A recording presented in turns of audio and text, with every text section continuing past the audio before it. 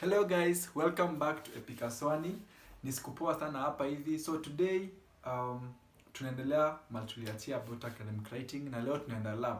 So for those people who walikuwa wanapenda lab wakiwa high school, this is where it gets fun. So again, kama wewe ni mgeni hapa hivi, please subscribe. If you're already a member, don't forget to hit the like button and also remember to share. So tuende lab.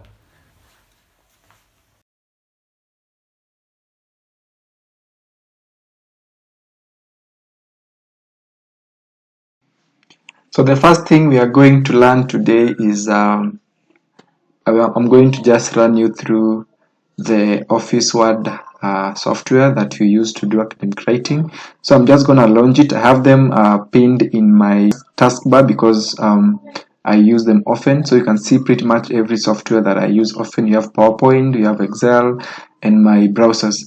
So I'm just going to launch the tool. I use Office 2019.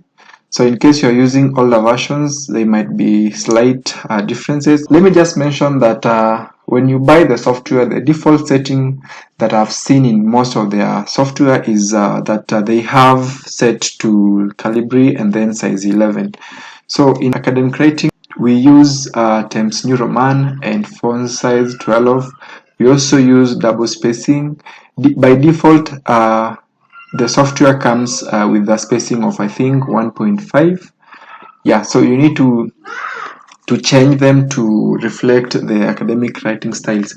And the good thing about academic writing styles is that they all use the same format. So the first thing I usually encourage people to do is to change the default settings to reflect the academic writing styles, the requirements, the setup. You need to change the spacing, you need to change the font size, and the indentation and all that.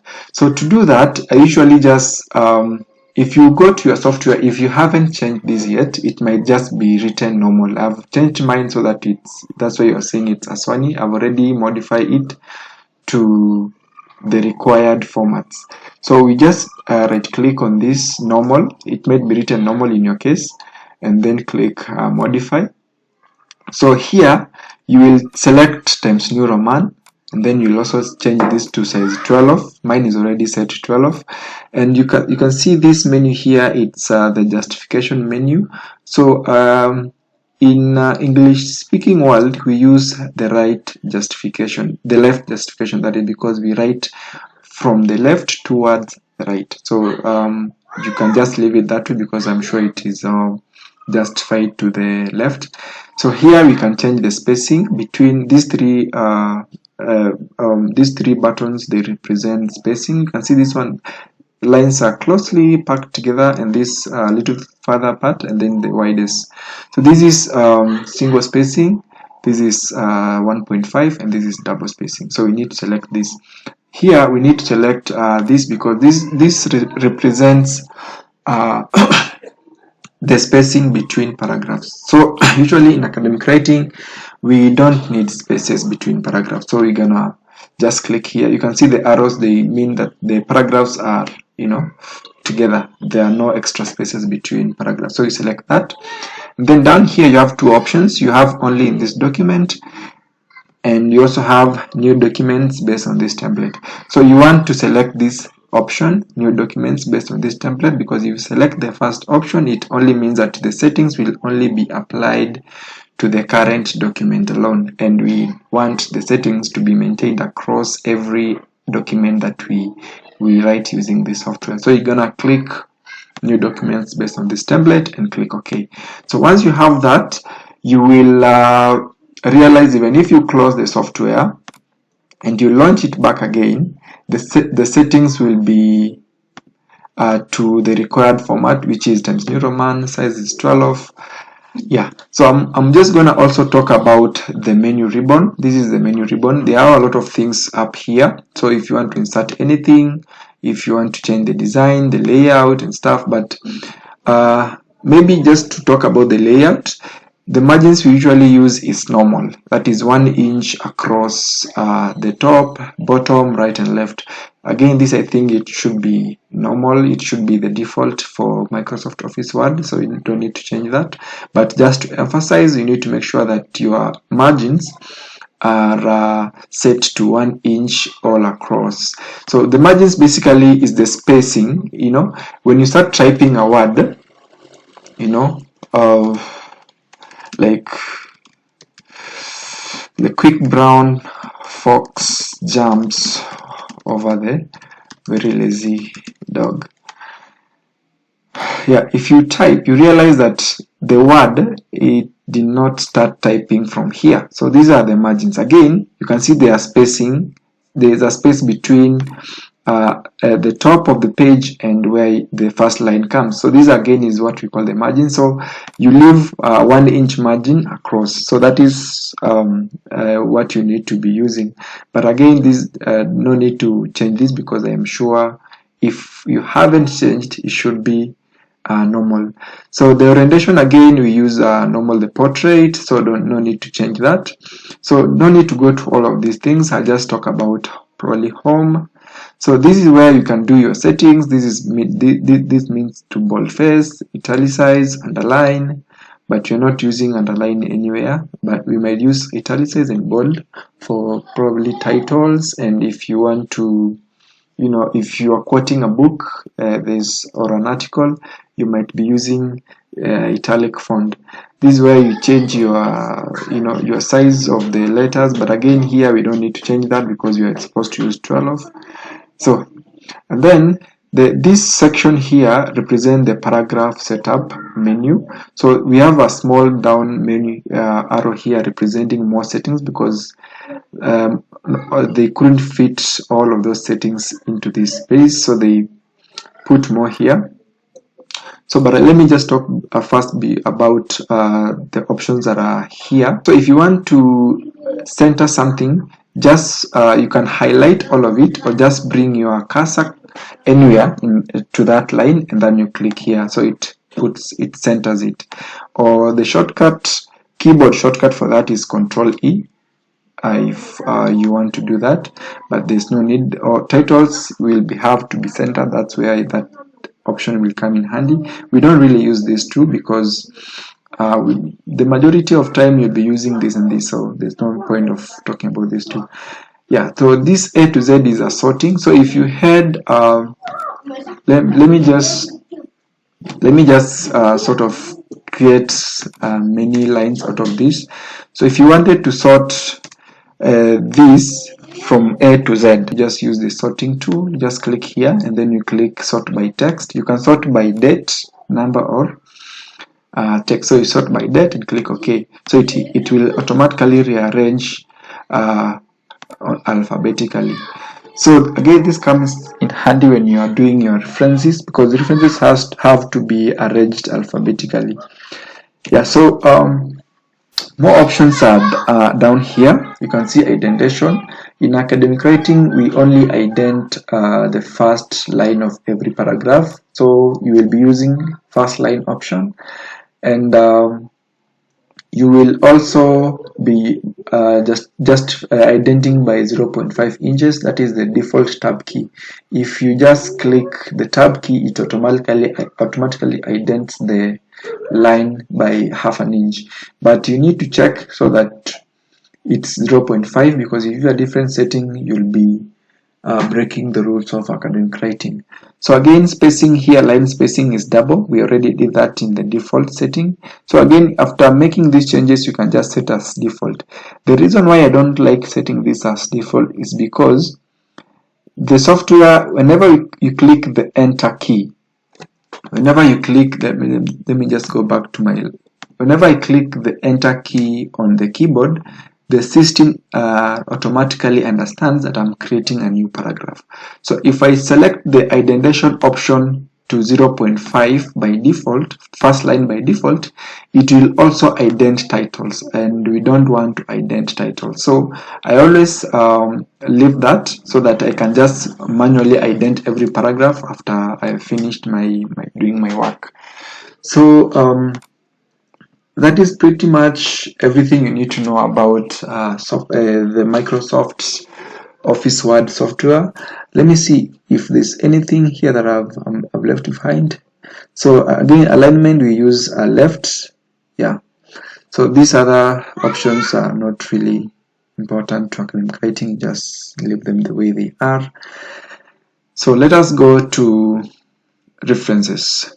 So a reference, like I talked about in the previous video, is basically telling your readers that whatever information you've written down, you borrowed it from somebody else's work. So that's why you need to quote them to acknowledge that, you know, this point is not mine. Before I talk about references, I just want to talk about Google and Google Scholar and probably Google Books as well. So Google is a search engine, and this is the most popular search engines. Of course, there are many other search engines, but many people are familiar with Google. So Google has three search engines. We have the Google that we generally use. We also have Google Scholar and we have Google Books. So Google, you can just search anything on Google. So if you are, whatever you are looking is a book, you need to go to Google Books. So it's just a search engine like the general Google. Just type in whatever you key in whatever you are looking for, but sasa the results here are majorly for books. So if you're looking for a book, you'll find it easily when you search it through Google Books. We also have another one, Google Scholar. Google Scholar.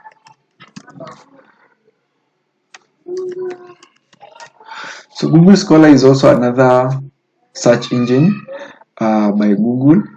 The name Scholar means scholarly sources. So if you are looking for a scholarly source, and we said in academic writing we use scholarly material. Scholarly material are also called scientific material or peer-reviewed material. And if you also see the word quality sources, they actually mean that you need to use scholarly material. So Google Scholar is one of the search engines available for scholarly material. Of course, you have many others as well, including ProQuest and PubMed, but Google Scholar is the most popular one for academic writers. The difference between Google Scholar and the usual Google is that Google Scholar, it will only give you results that are scientific material. So this is where you might want to start doing your research. But again, like I explained in a previous video, scholarly material are usually complex. So to make your work easier, you might first want to see what other non-scholarly sources are saying, because as much as they are not scholarly, they are not necessarily saying lying or providing inaccurate material. Most of these blogs and non-scholarly material, they actually refer, or they actually borrow information from scholarly material. The good thing about non-scholarly material is that they are simple to understand, they are written in layman language, and they are also summarized. So it's always good to start with the general Google before you move to the Google Scholar. So if you are doing a research on probably the effects of, let's just say effects of corruption, you might just want to start your research on Google before you start going to probably Google Scholar. So you might just start your research on Google by just typing the effects of corruption, and again, whatever you search here will affect the results you get.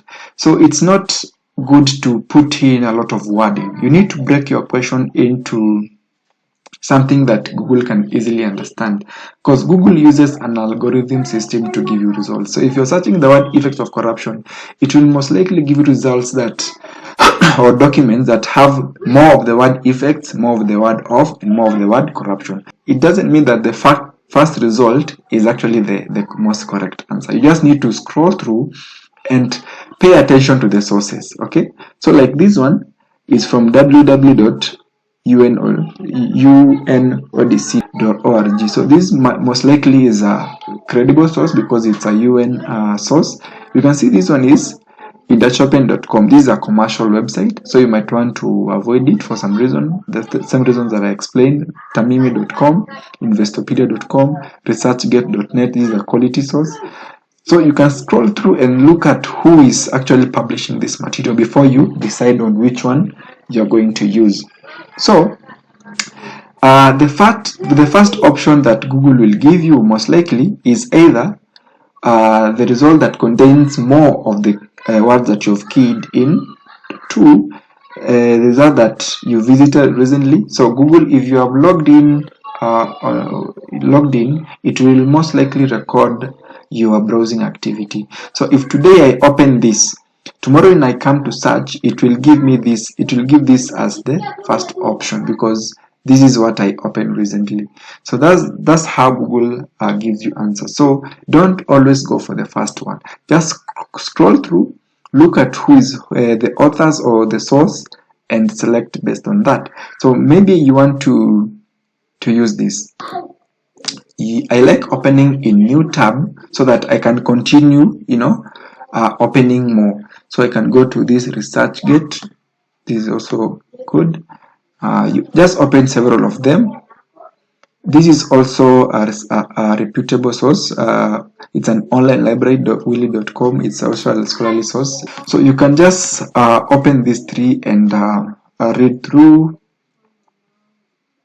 Yeah, so basically that is it. So if you want to say that like this one is a scholarly source, like I said, and but this one is not available for free. So but usually I use some software to open it. I'll talk about this as a tip. So just copy the DOI link and you paste it on a software called Sci-Hub.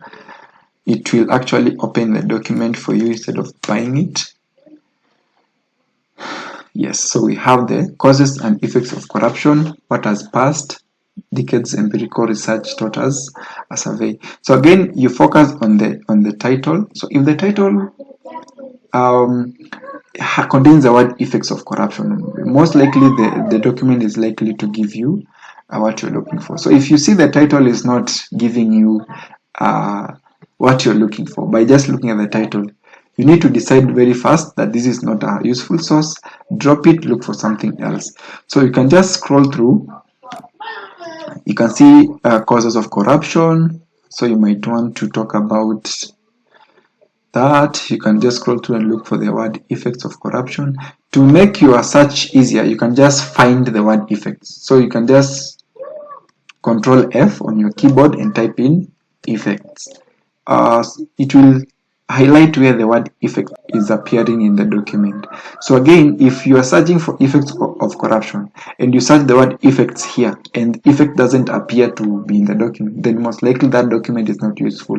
You can even effect of search the entire thing, corruption, and just hit enter key until you see where the headlines begin. So here. So business and local investment climate. So let me just talk about this effect. So it has been argued that high level of corruption will reduce our country's growth levels by affecting the investment climate, blah blah blah. So I just want to go to my Word and start typing in.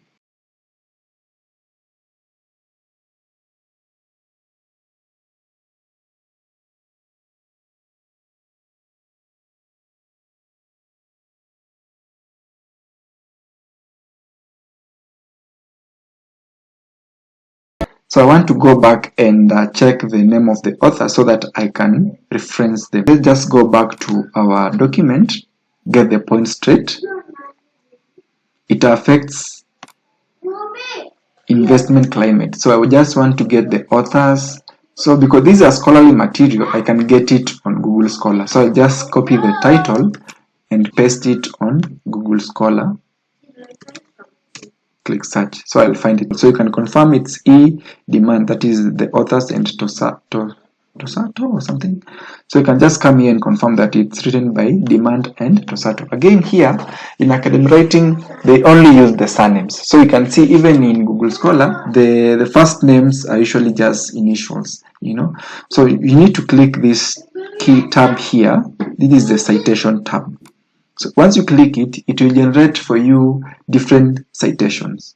So because you are talking about APA, you just move your cursor above, above anywhere close to this this option and click. It will highlight everything and just Control C, which means you copy and then you go back to your Word software. Usually I create a new a blank page for my references. Just paste it there, and I want to copy these names and the year. Go back to where I was writing my points, and according to, so here you want to remove all the initials, so you just remain with their surnames. According to demand and Tosato into bracket 2018,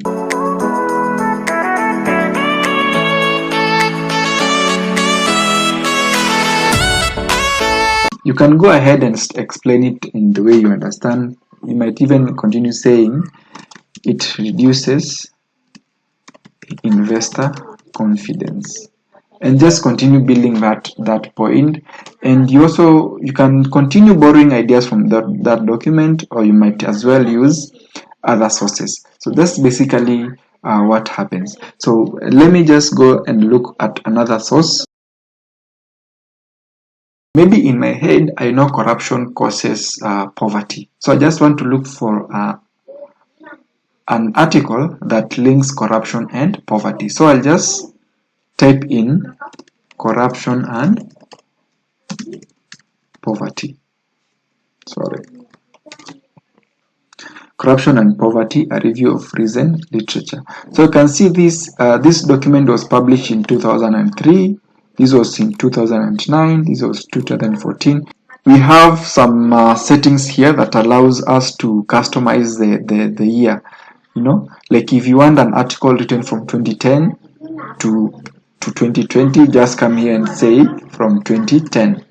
Again, in academic writing, you might be asked not to use articles older than a specific number of years. So you need to customize your year. Even if you want something written between 2010 and probably 2019, you can as well do that. But we just need from 2010. So you can scroll through corruption, poverty, and economic growth. How corruption contributes to poverty. So you can see this one is more likely to answer my idea. So I just need to open it in new tab and see what it's saying. Scroll through and see if you can find a direct point.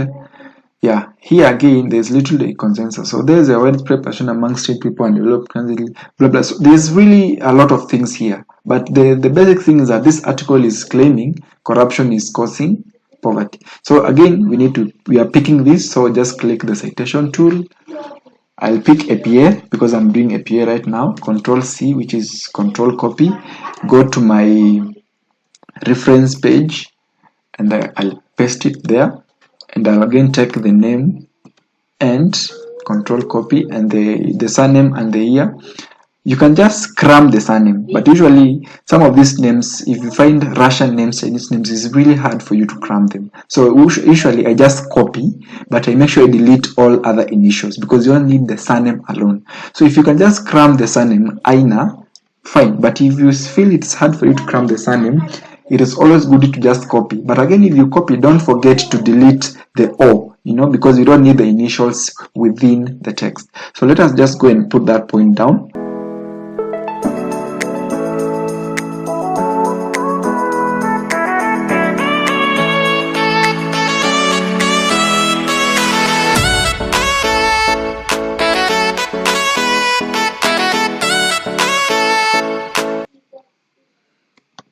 Also the poorest countries, you can see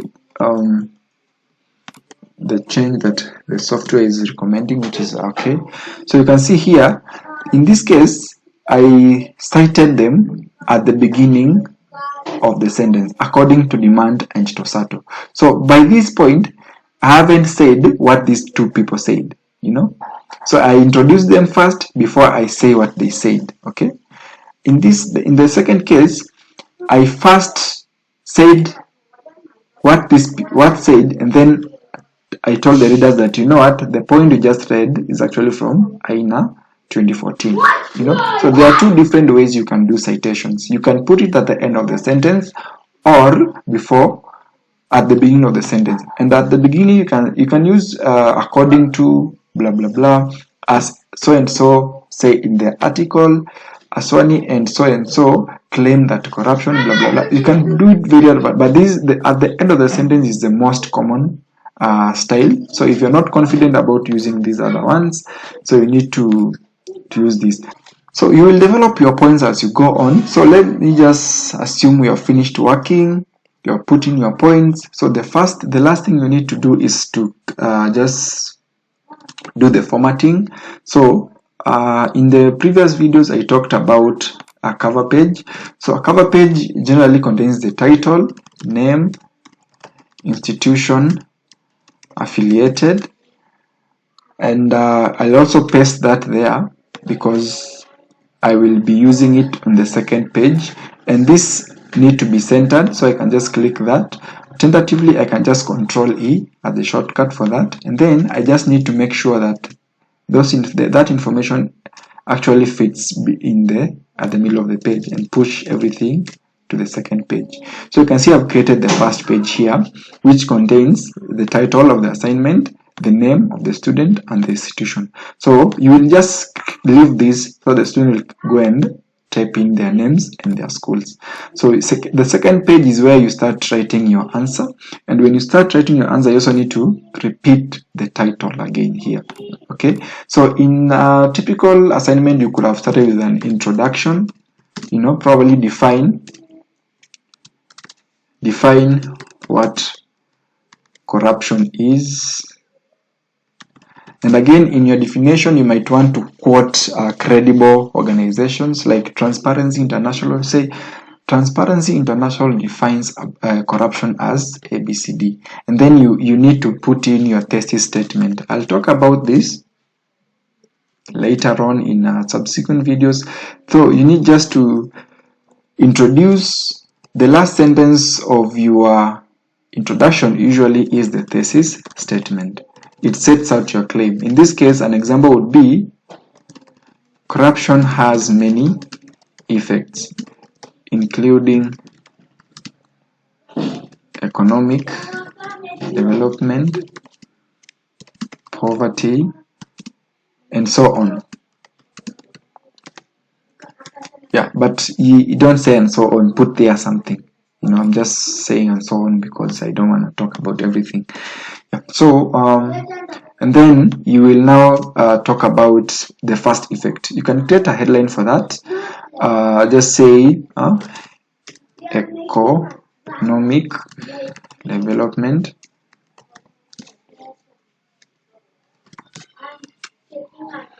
you need to center that, and maybe this paragraph you can call it poverty.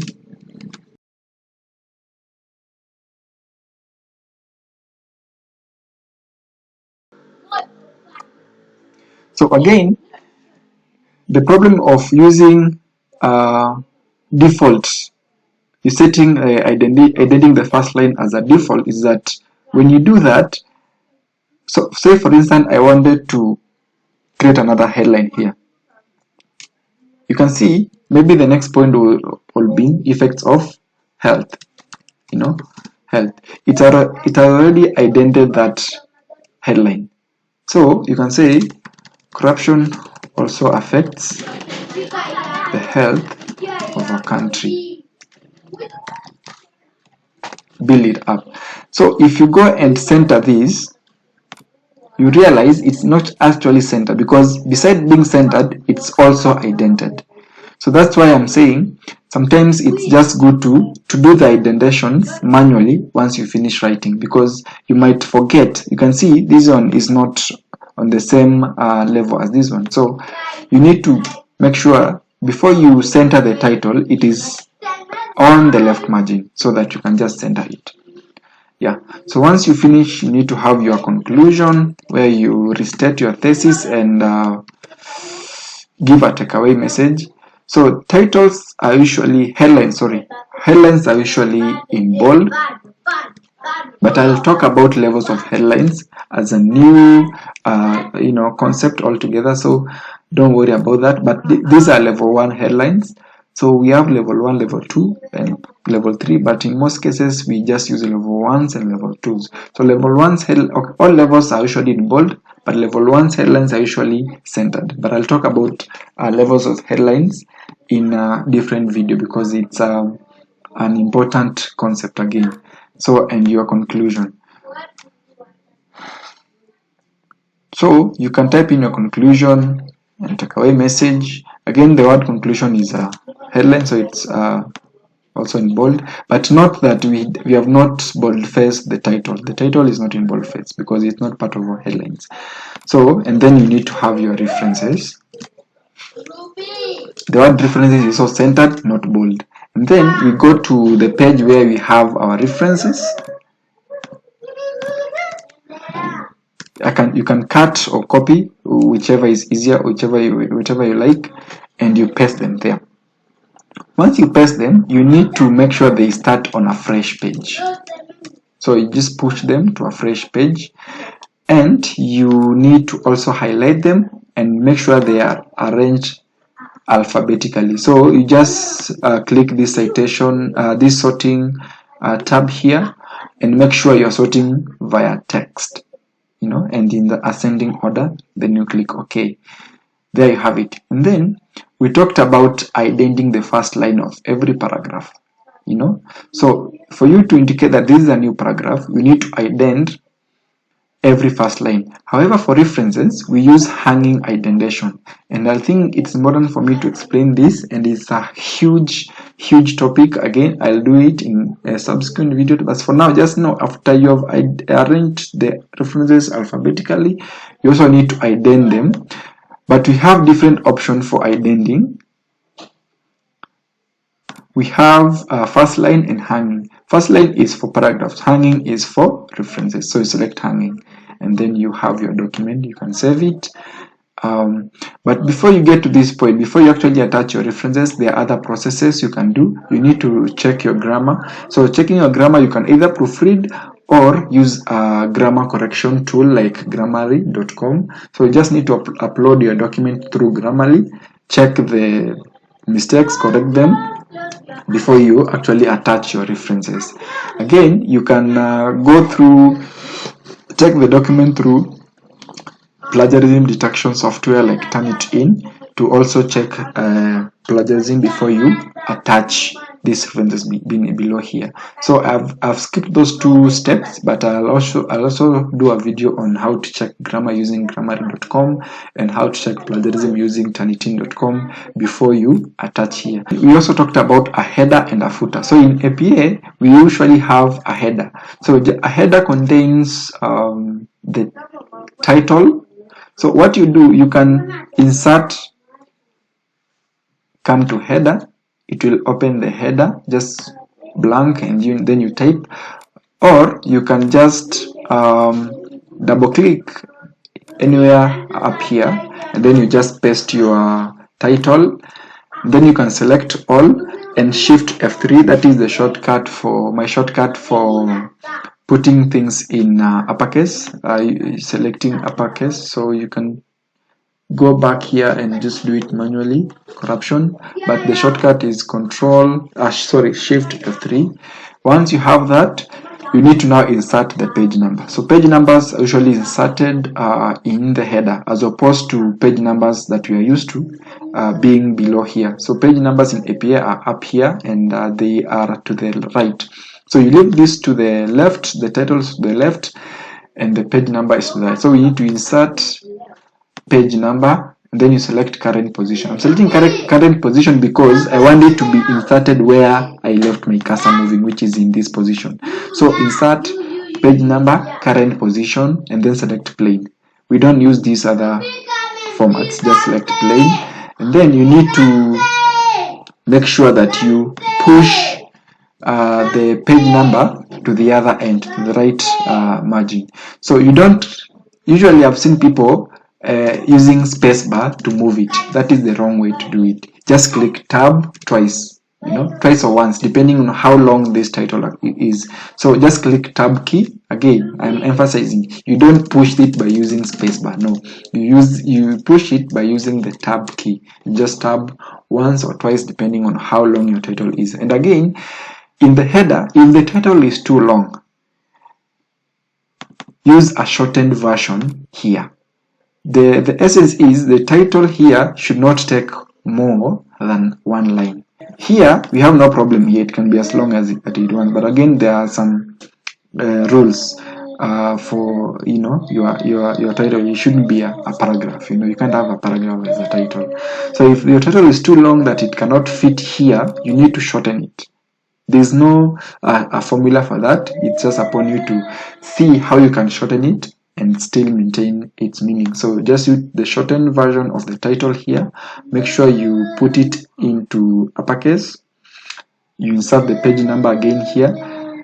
Yeah, the process for inserting the page number is usually challenging for some, but again, you have this video, you can rewind and see how we have done it. So once you're done with this, remember this is not in bold. Again, I'm emphasizing the title is not in bold, but all other headlines are in bold. The indentation is only for the first line. You don't indent titles. Headlines, you just center them. Don't indent. Don't indent and center. If you do that, it won't be at center because it will, be moved a further half an inch, which would actually be a violation of our academic writing tool. So that is all for this video. In the next video, I'll talk about grammar, because I think grammar is also an important aspect of academic writing. I'll talk about grammar, which will actually help you to understand some of the do's and don'ts of academic writing as far as grammar is concerned. I'll be talking about sentence structure, paragraph structure, the do's and don'ts. I'll also be talking about headlines and all that. So let's meet in the next video.